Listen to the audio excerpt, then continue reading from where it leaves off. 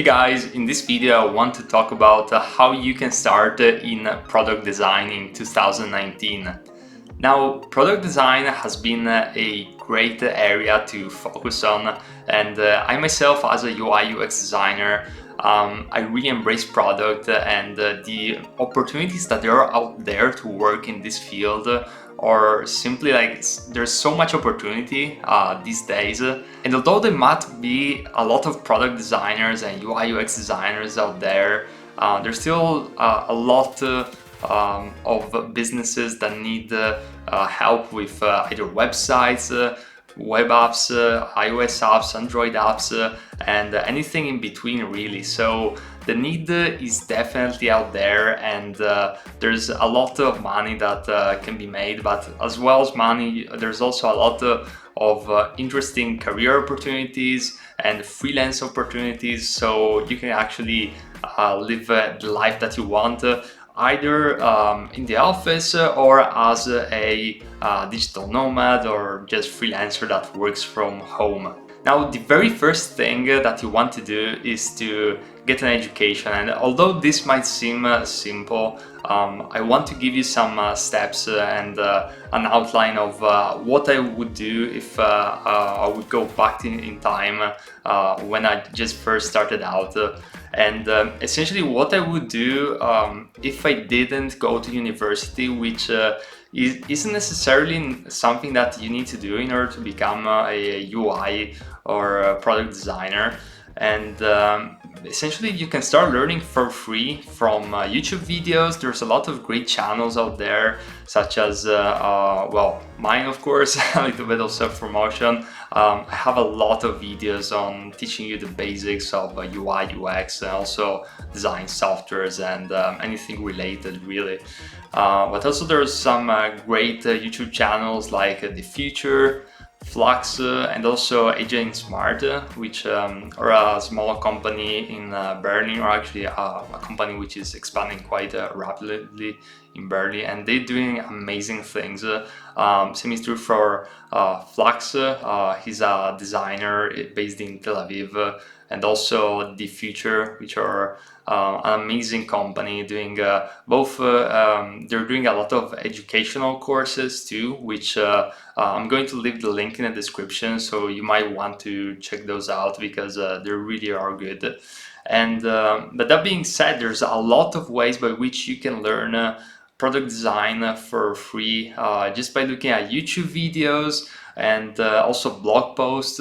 And recently I actually shot a video in which I'm basically suggesting a series of resources and courses. So that was a video that I shot just a few days ago, so you might want to check it out. I mean, I'm going to leave the link in the comment or in the description too. But that being said, you can definitely start learning the basics for free, and what I would suggest you to do is to really learn the principles of design and things like color, typography, and really just the basic principles of design, basic principles of UX, problem solving, marketing, and anything related to the area really. There are a lot of courses which are going to basically teach you all of this in a structured and step-by-step way. Now, talking about online courses, there are both free courses and paid ones, and other resources which I would recommend you to check out are Udemy and also Skillshare. Udemy has some good courses for some specific areas, especially when it comes to software tutorials and things of that nature. I found the Udemy courses are quite okay, but my personal recommendation is to go with Skillshare. I think that generally speaking, the level of quality of certain more theoretical courses is higher, but again, it really depends on the author. So there really isn't like a one size fits all solution, or however you sell that. So basically, that's that when it comes to online courses.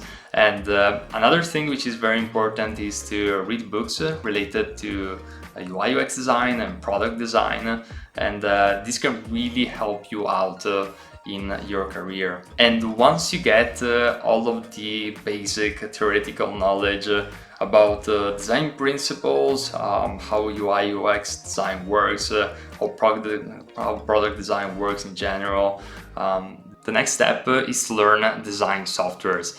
Now, design softwares are an interesting topic because at the moment there are a lot of design softwares which are pretty good and that are widely used. Now, the first design softwares that come to mind are Sketch, Figma, and Adobe XD. Now, when it comes to choosing a design software, it really is a matter of personal preference and also it really depends on a few external factors. However, I would recommend you to start with either Figma or Sketch, and Figma basically gives you a really solid foundation, and it's a tool which is very flexible. Also, in the past year they raised like $80 million or something around those lines, so they're definitely going to be around for a long time, and it's currently the software which I am using. However, another great alternative is either Sketch or Adobe XD, and I myself have been a Sketch user for many years. And if you're going to learn Sketch, I would recommend you also to learn in combination InVision, because InVision essentially allows you to work with prototypes and also to present work to clients and receive feedback and revision, and essentially work collaboratively. The advantage of Figma is that you have essentially all of the good things, all of the pros of Sketch and InVision, but inside one single software. And it's also great for collaboration with like remotely. And I myself, I work with clients from all around the world with teams of all sizes, so it's a great tool. But again, guys, do not focus too much on the tools, because as I said, they're just tools. You can create an amazing project which drive tons of revenue to the company, or tons of conversions, or whatever the business KPI is, with pretty much any of those tools. So the tools aren't that important. It's more important the UX, the strategy, and really the strategic thinking behind the execution. So this is it when it comes to softwares, and once you have a base of both theoretical design and UX and product knowledge, and you also master the softwares, the next step which I would recommend you to do is to hop and do some side projects. So basically side projects can be self-initiated projects which are just to practice some skills and to create some projects that you can have in your portfolio, which is going to be essentially the a CV which are going to present to your potential clients. And yeah, essentially side projects can be really helpful, and it's definitely something which helped me a lot in my career, and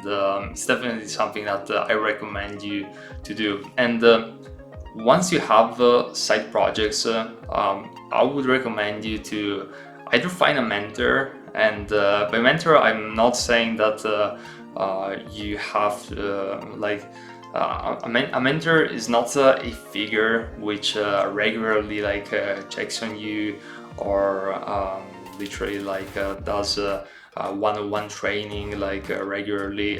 That can be done, and for example, I myself, I do it from time to time, and but it really depends on the student. I'm really selective with those kinds of things.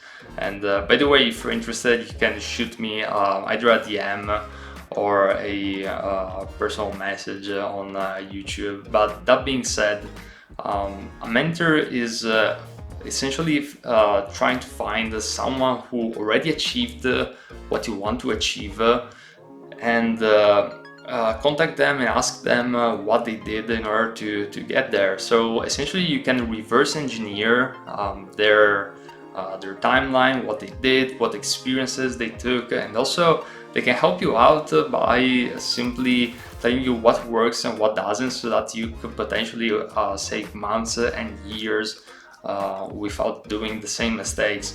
I myself, I did several mistakes in my career, and by mistakes, those aren't things that I regret, but I could easily avoid them looking back. And if I were to teach someone about how to get to my level, I can definitely help them to get to my level like much faster than I did, simply because I know what to avoid essentially. So this is essentially it. And in order to find a mentor, you can simply contact them either on Dribbble or via email. Just try to find out their contact information, shoot them an email, try to provide some value perhaps in exchange, and see how it goes from there. And after that, I would simply tell you that you already have the foundation in order to start looking for work, start looking for experience, and you can start small. You don't necessarily need to find a entry-level job, although this is something which I highly recommend, and you should try your best efforts in order to do that at the start, because you're going to learn so much and during your first design job, which is going to pay dividends throughout your whole career. So even if the pay is not going to be huge, like I myself, I started with really small amounts, but the experience that I gained is still paying dividends. So it's a great experience to have. That being said, you can also start by simply freelancing and getting your first small design gigs, and then literally grow from there. And this is something which not many people do, because they either have this black and white mentality of either I'm going to find a job or nothing.